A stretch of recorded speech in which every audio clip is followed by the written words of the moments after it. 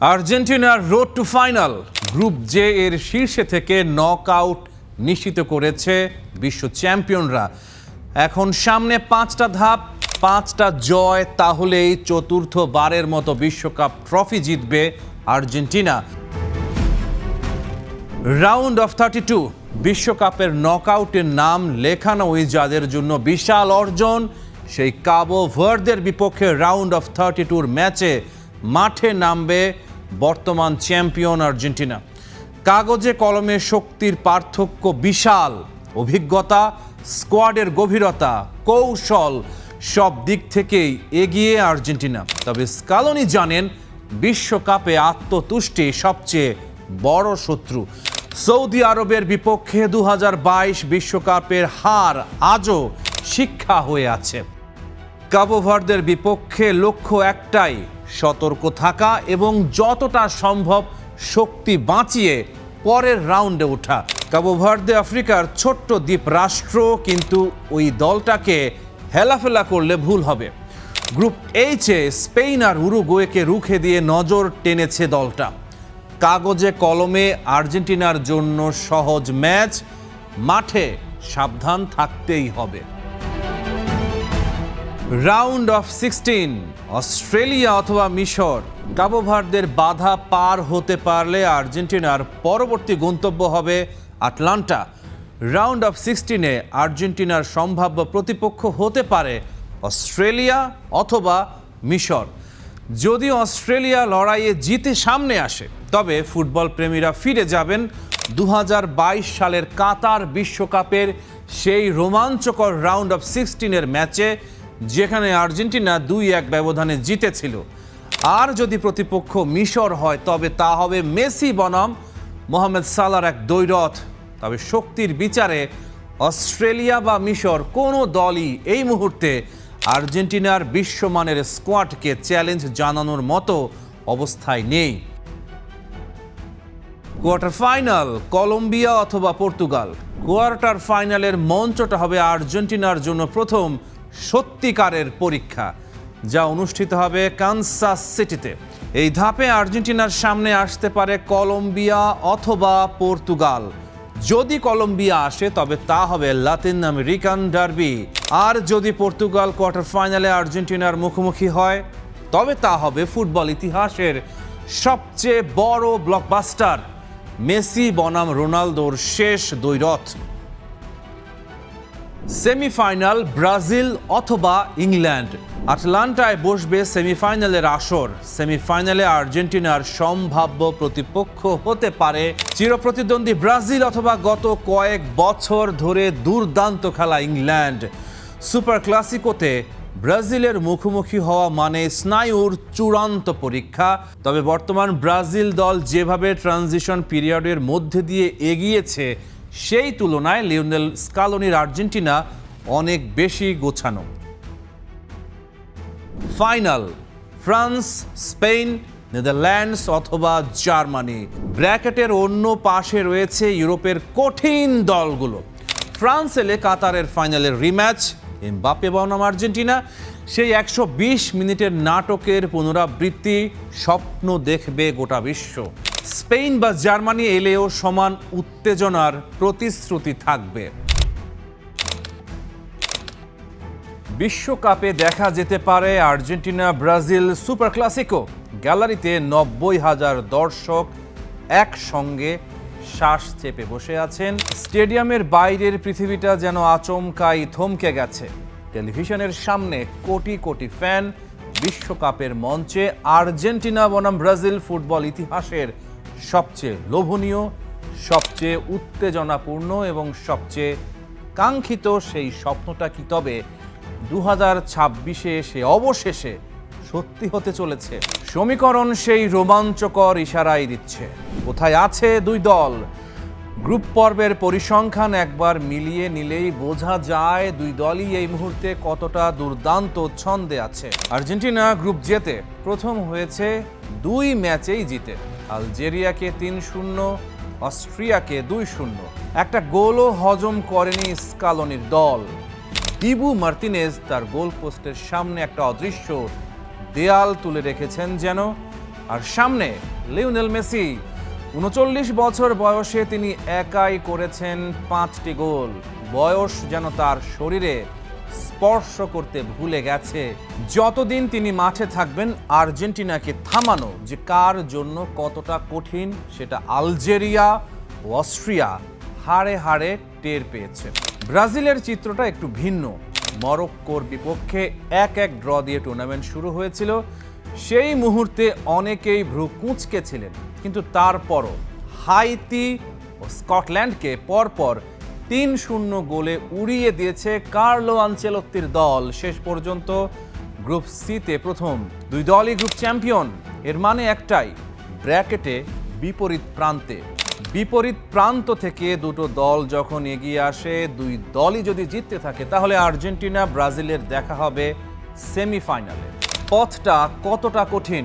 সেমিফাইনালে পৌঁছাতে হলে আর্জেন্টিনা ও ব্রাজিল দুই দলকেই পার করতে হবে 3টা করে কঠিন ধাপ।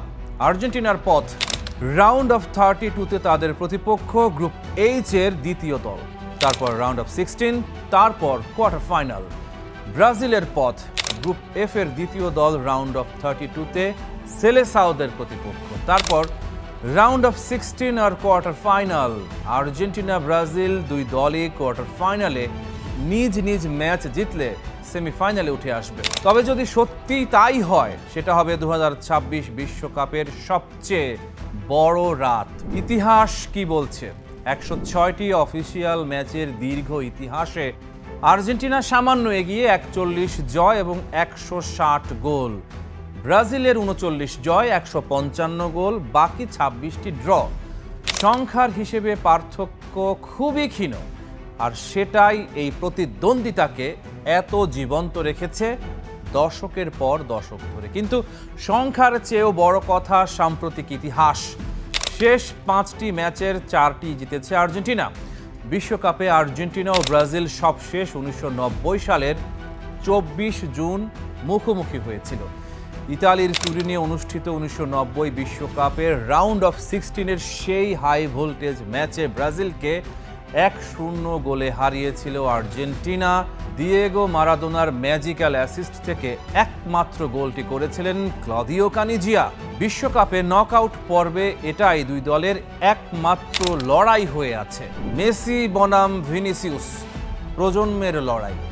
মেসির এটা সম্ভবত শেষ বিশ্বকাপ, বয়স 39, কিন্তু দলকে একা বয়ে নিয়ে যাচ্ছেন। 2022-এ কাতারে বিশ্বকাপ জেতার পর মনে হয়েছিল তার ফুটবল জীবনের বৃত্তটা সম্পূর্ণ হয়ে গেছে, কিন্তু না, মেসি আরও চান প্রতিটা ম্যাচে তার দৌড়, তার দৃষ্টি, তার বলের সাথে সম্পর্ক বলে দেয় মেসি আরেকবার ইতিহাস লিখতে এসেছেন। স্কালোনি জর্ডানের বিপক্ষে তাকে বিশ্রাম দিতে চাইছেন, এমনকি রিজার্ভ বেঞ্চ থেকেও নামাতে পারেন দ্বিতীয়ার্ধে। এটা পরিকল্পনার অংশ। মেসিকে তাজা রাখতে হবে নকআউটের জন্য। ভিনিসিউস জুনিয়র রিয়াল মাদ্রিদে বছরের পর বছর ধরে তৈরি হওয়া এক ফুটবল মেশিন। গতি, ড্রিবলিং, ফিনিশিং, সব দিক থেকে তিনি এখন বিশ্ব সেরাদের একজন। কার্লো আনচেলত্তির কৌশলের সাথে ভিনির আগ্রাসন প্রতিপক্ষের জন্য ভয়াবহ। স্কালোনির দল সুশৃঙ্খল যন্ত্র। শুধু মেসি নয়, এই আর্জেন্টিনা দলটা সামগ্রিকভাবেই ভয়ঙ্কর। দিবু মার্তিনেজ এই বিশ্বকাপে এখনো একটাও গোল হজম করেননি। আর্জেন্টিনা ক্লিনশিট রেকর্ড ধরে রেখেছে। মলিনা, রোমেরো, লিসান্দ্রো মেদিনা রক্ষণের প্রতিটা কোণ সজাগ। মাঝ মাঠে দিপল, ম্যাকালিস্টার, এনজো চমৎকার নিয়ন্ত্রণ তৈরি করছেন, আর সবাইকে এক সুতোয় গেঁথে দিচ্ছেন মেসি। আনচেলত্তির ব্রাজিল নতুন দর্শন। কার্লো আনচেলত্তি ব্রাজিলকে যেভাবে সাজিয়েছেন সেটা আগের ব্রাজিলের থেকে আলাদা। আগে ব্রাজিলের ফুটবল মানেই ছিল জাদু, সাম্বা, ছন্দ। আনচেলত্তি সেই জাদুর সাথে যোগ করেছেন ইউরোপীয় দৃঢ়তা। 36 বছর বিশ্বকাপে দেখা হয়নি ব্রাজিল আর্জেন্টিনার, তবে সেই অপেক্ষা শেষ হতে পারে এই বিশ্বকাপে। সমীকরণ মিলে গেলে ফাইনালে ওঠার লড়াইয়ে মুখোমুখি হতে পারে মেসির আর্জেন্টিনা আর নেইমারের ব্রাজিল। লিওনেল মেসি তার চারপাশে এমন কিছু খেলোয়াড় পেয়েছেন যারা কেবল তাকেই খুঁজে, তারা তার জন্য খেলে। এটা আলভারেজ, দিপল, আলমাদাদের জন্য একটা বিশাল সম্মানের বিষয়। মেসির প্রতি তাদের এতটাই শ্রদ্ধা যে তার সাথে খেলতে পারাটা তাদের জন্য এক পরম সৌভাগ্যের বিষয় বলে মনে হয়। এই ফুটবলাররা মেসির জন্য মাঠে জীবন দিতে প্রস্তুত এবং আরও একবার বিশ্বকাপ ঘরে তোলার জন্য সব কিছু বিলিয়ে দিতে রাজি আছেন। মেসি এখন আগের যে কোনো সময়ের চেয়ে বেশি ডিসাইসিভ। স্কালোনি এই দলটা লিওনেল মেসির জন্য তৈরি করেছেন। থিয়াগো আলমাদা বক্সের ভেতরে আছেন, তার সামনে বিশ্বকাপে গোল করার সুযোগ। বল তার সামনে আসে, ঠিক সেই মুহূর্তে আলমাদা কি করলেন? আলমাদা বলটাকে নিজের দুই পায়ের ফাঁক দিয়ে চলে যেতে দেন, কারণ তিনি দেখতে পান মেসি আসছেন এবং মেসি এর চেয়েও ভালো কিছু করতে পারবেন। এই দলটা আসলে মেসির জন্য কি কি করতে পারে, আলমাদা তার একটা নিখুঁত উদাহরণ। মেসি হলেন বিশেষ মুহূর্তের জাদুকর। তিনি যদি কিছুটা স্পেস পান তবে এমন কিছু মোমেন্ট তৈরি করবেন যা অন্য কেউ ভাবতে পারে না। আর্জেন্টাইন ফুটবলাররা গোল করার জন্য বলটা তার দিকেই বাড়িয়ে দেবে। বয়সের সাথে সাথে লিওনেল মেসি আরও দুর্দান্ত থেকে দুর্দান্ততর হয়ে উঠছেন। 2 ম্যাচে আর্জেন্টিনার হয়ে 5 গোল। তিনি আর্জেন্টিনার একমাত্র গোলদাতা এই বিশ্বকাপে। সব সময় সঠিক সময়ে সঠিক জায়গায় পৌঁছে যান তিনি, খেলা তৈরি করতে এবং ম্যাচের নিয়ন্ত্রণ করতে মাঠের মাঝখানে থাকেন। অস্ট্রিয়ার বিপক্ষে কঠিন ম্যাচে আক্রমণের দিক থেকে আর্জেন্টিনার ভালো যা কিছু ছিল তার সব কিছুর সাথেই মেসির কোনো না কোনো সংযোগ ছিল।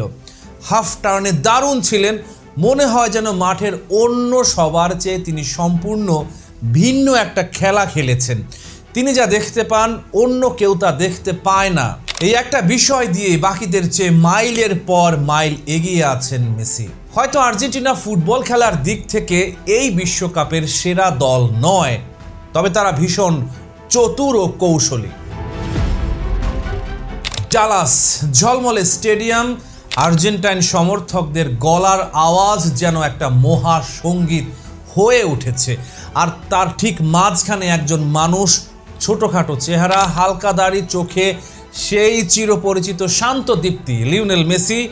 এই রাতটা তার জন্যই লেখা ছিল। ঠিক 40 বছর আগে এই দিনে দিয়েগো মারাদোনা ইংল্যান্ডকে একা হাত আর একা পায়ে গুঁড়িয়ে দিয়েছিলেন। ইতিহাস কখনো কখনো নিজেই তার পরবর্তী অধ্যায় বেছে নেয়। অস্ট্রিয়ার বিপক্ষে ডালাসের রাতে এই অধ্যায়ের নাম লিওনেল মেসি। পেনাল্টি মিস দিয়ে শুরু হয়েছিল। মেসিও পেনাল্টি মিস করেন। শট গেল বাঁ পোস্টের বাইরে দিয়ে। গ্যালারিতে এক মুহূর্তের নিঃশ্বাস থামা, স্তব্ধতা। কিন্তু ভুলে যাবেন না, এই মানুষটা মুহূর্তের শিল্পী। সংকটই তার সৃষ্টির জমি। বিশ্বকাপের সর্বোচ্চ গোলদাতা এখন তিনি। 18 গোল। সংখ্যাটা হয়তো আরও বাড়বে। মাঝ মাঠে গেম রিড করেন, বিল্ড করেন এবং শেষ করেন। লিওনেল মেসি আসলে মাঠের কিছুটা নিচে নেমে আসেন যাতে তিনি পুরো মাঠটা একসাথে দেখতে পারেন। তার কাছে খেলাটা সব সময়ই বুদ্ধিমত্তার। দলে তার থাকা মানেই যেন জয়। পুরো দল তার জন্যই খেলে। অস্ট্রিয়া কম চেষ্টা করেনি। রালফ রাংনিকের দল লড়াই করেছে, চাপ দিয়েছে। সাবিৎজার গোল করতে চেয়েছেন, কিন্তু প্রতিভার বিরুদ্ধে পরিশ্রম এক সময় ক্লান্ত হয়ে পড়ে। শেষ পর্যন্ত অস্ট্রিয়ার 2-0 গোলের হার। রাউন্ড অফ 32-তে আর্জেন্টিনা। মেসি খেলাটা উপভোগ করছেন, এটাই সবচেয়ে দারুণ ব্যাপার। মেসিকে এমন বিশ্বকাপ ম্যাচেও দেখা গেছে যেখানে তিনি পুরো 90 মিনিট টিকে থাকতে পারতেন না। তবে এই বিশ্বকাপে ম্যাচের শেষ মুহূর্তেও লিও অন্যদের মতোই দৌড়াচ্ছেন। এখন তিনি নিজের শরীরকে খুব ভালোভাবে চেনেন।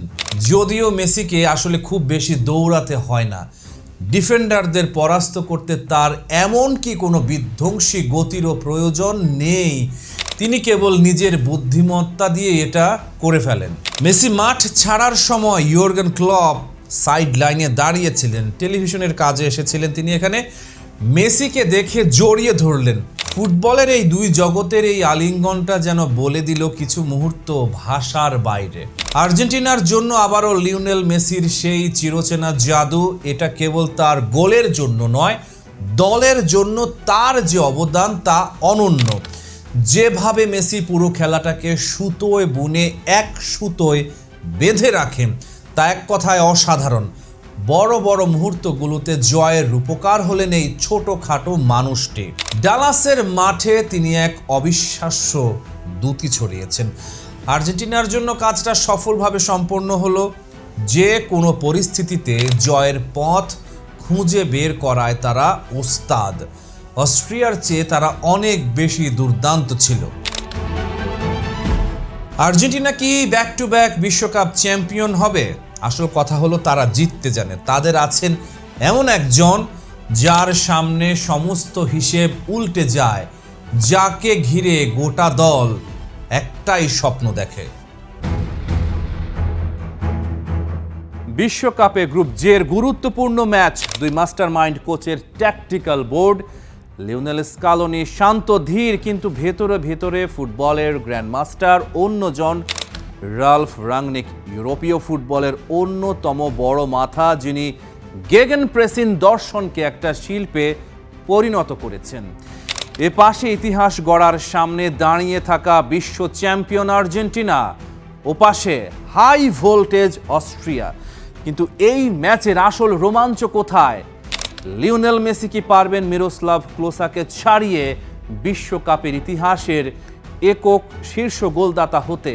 আর আর্জেন্টিনার মাত্র 1.75 মিটারের লিসান্দ্রো মার্তিনেজ কিভাবে সামলাবেন অস্ট্রিয়ার 2 মিটারের এক দানবীয় স্ট্রাইকারকে?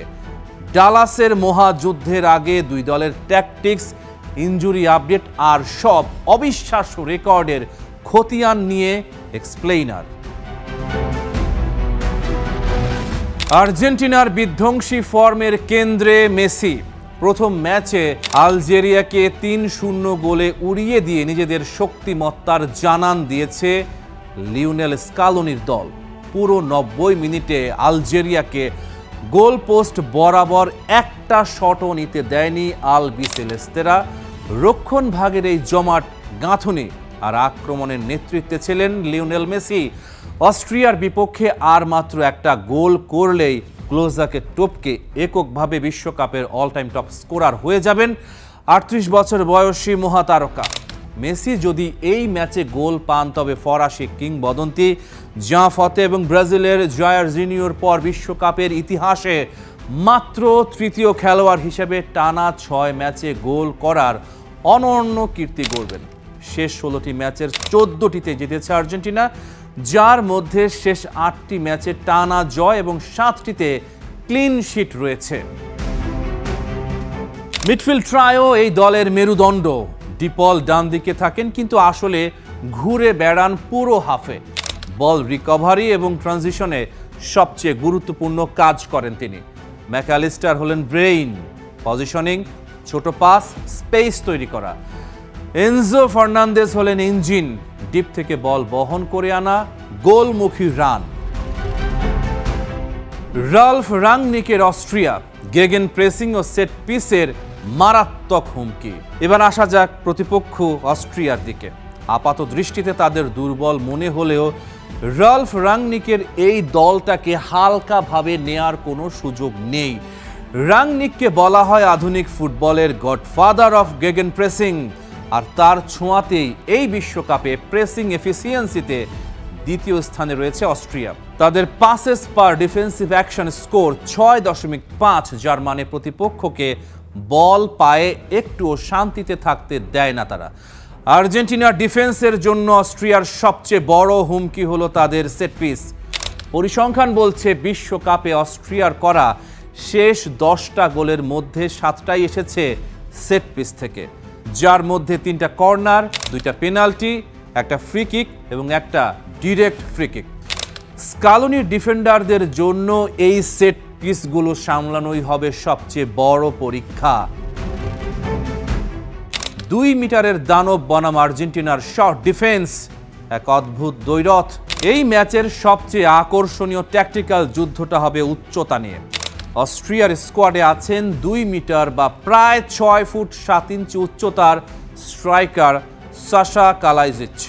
জর্ডানের বিপক্ষে প্রথম ম্যাচে বর্ষিয়ান মার্কো আর্নাউটোভিচকে বেঞ্চে রেখে 28 বছর বয়সী লাস্ক ক্লাবের স্ট্রাইকারকে খেলিয়েছিলেন রাংনিক। অস্ট্রিয়া জাতীয় দলের হয়ে 20 ম্যাচে 4 গোল করা কালাইজিচকে তার শারীরিক কাঠামোর কারণে তুলনা করা হয় ইংলিশ স্ট্রাইকার পিটার ক্রাউচের সাথে। এই 2 মিটারের দানবকে রুখবে কে? আর্জেন্টিনার সেন্ট্রাল ডিফেন্সে ক্রিস্তিয়ান রোমেরোর উচ্চতা 6 ফুট 1 ইঞ্চি, কিন্তু তার সঙ্গী লিসান্দ্রো মার্তিনেজের উচ্চতা মাত্র 5 ফুট 9 ইঞ্চি। কালাইজিচের সাথে তার উচ্চতার ব্যবধান 25 সেন্টিমিটার। কি ব্যাটলস, 3টা মূল লড়াই এই ম্যাচের ভাগ্য গড়ে দিতে পারে। মেসি বনাম কনরাড লাইমার। রাংনিক মেসিকে আটকাতে লাইমারকে ব্যবহার করবেন সম্ভবত। Laimer box to box midfielder হিসেবে দক্ষ, কভার গ্রাউন্ড করতে পারেন প্রচুর, ফিজিক্যালি শক্ত। তার কাজ হবে মেসিকে বল পাওয়ার আগেই জোনাল প্রেসার দেয়া। কিন্তু মেসি কখনো একই জায়গায় থাকেন না, তিনি রাইট উইং থেকে সরে যান সেন্টারে, কখনো বাম লেনে। লাইমার যদি তাকে ট্র্যাক করতে গিয়ে মিডফিল্ড শেপ ভাঙেন, সেটাই আর্জেন্টিনার জন্য সুযোগ। আলভারেজ সেই ফাঁকে ঢুকে যাবেন। কালাইজিচ বনাম লিসান্দ্রো মার্তিনেজ, এটাই এই ম্যাচের সবচেয়ে চমকপ্রদ ম্যাচআপ। কালাইজিচের উচ্চতা 2 মিটার, লিসান্দ্রো মার্তিনেজ মাত্র 175 সেন্টিমিটার। কিন্তু লিসান্দ্রো শুধু উচ্চতায় লড়েন না, তিনি অ্যান্টিসিপেশনে লড়েন, বল আসার আগেই সঠিক পজিশনে থাকেন। তার জাম্পিং টাইমিং চমৎকার, কিন্তু সেট পিসে ডেডিকেটেড মার্কিং ছাড়া কালাইজিচকে সামলানো কঠিন হবে। ম্যাকালিস্টার বনাম নিকোলাস সেইওয়াল্ড, মিডফিল্ডের নিয়ন্ত্রণ এই দুজনের উপর নির্ভর করবে বহুলাংশে। সেইওয়াল্ড অস্ট্রিয়ার ডিফেন্সিভ শিল্ড, পজিশনিং দুর্দান্ত, বল রিকভারিতে সেরা। ম্যাকালিস্টার চাইবেন তাকে সরিয়ে মেসির পায়ে বল পাঠাতে। যদি সেইওয়াল্ড ম্যাকালিস্টারকে আটকাতে পারেন, আর্জেন্টিনার ক্রিয়েটিভ চেইন দুর্বল হয়ে পড়বে। যদি না পারেন, আর্জেন্টিনা ছন্দে খেলবে। স্কালোনির 2 সংশয় এবং আর্জেন্টিনার সম্ভাব্য লাইন আপ। কোচ স্কালোনির মাথায় এখন 2টো পজিশন নিয়ে সংশয় কাজ করছে। প্রথমত, আলজেরিয়া ম্যাচে খেলা থিয়াগো আলমাদার জায়গায় মাঠে নামতে পারেন নিকো গঞ্জালেস। গঞ্জালেস অনেক বেশি এক্সপ্লোসিভ এবং গতিশীল খেলোয়াড়। অস্ট্রিয়া যেহেতু হাই প্রেস করে খেলবে, তাই তাদের ডিফেন্সের পেছনের ফাঁকা জায়গাগুলো ব্যবহার করতে গঞ্জালেস দারুণ কার্যকর হতে পারেন। দ্বিতীয় সংশয়টি হলো স্ট্রাইকার নিয়ে। লাউতারো মার্তিনেজের জায়গায় এবার শুরুর একাদশে সুযোগ পেতে পারেন হুলিয়ান আলভারেজ। ইনজুরি কাটিয়ে ফুলব্যাক নাহুয়েল মলিনা পুরোপুরি ফিট হয়ে স্টার্টিং 11-এ ফিরছেন। ইনজুরি আক্রান্ত গনজালো মন্টিয়েল বেঞ্চে থাকবেন। এছাড়া লিয়ান্দ্রো পারেদেস এবং নিকোলাস তালিয়াফিকো এই বিশ্বকাপে প্রথমবারের মতো কিছু সময়ের জন্য মাঠে নামার সুযোগ পেতে পারেন। আর্জেন্টিনার সম্ভাব্য একাদশ: Martinez, Molina, Romero, Lisandro, Medina, De Paul, Mac Allister, Enzo Fernandez, Nico Gonzalez, Messi, Alvarez. বিশ্বকাপের গ্রুপ পর্বে ইউরোপীয় দলগুলোর বিপক্ষে আর্জেন্টিনার রেকর্ড দারুণ। শেষ 8 ম্যাচের মাত্র একটিতে হেরেছে তারা। এই হারটা ছিল 2018 বিশ্বকাপে ক্রোয়েশিয়ার বিপক্ষে। বিপরীতে লাতিন আমেরিকান দলগুলোর বিপক্ষে অস্ট্রিয়ার রেকর্ড খুবই হতাশাজনক। 1982 বিশ্বকাপে চিলিকে 1-0 গোলে হারানোর পর থেকে লাতিন দলগুলোর বিপক্ষে শেষ 10 ম্যাচের মাত্র একটি জিতেছে তারা। লিওনেল মেসি কি পারবেন ক্লোজার রেকর্ড ভেঙে ফুটবল ইতিহাসের পাতায় নিজের নাম নতুন করে লিখতে, নাকি অস্ট্রিয়ার হাই প্রেসিং ফুটবল বিশ্ব চ্যাম্পিয়নদের থামাতে যথেষ্ট হবে? Rahman pair, star play.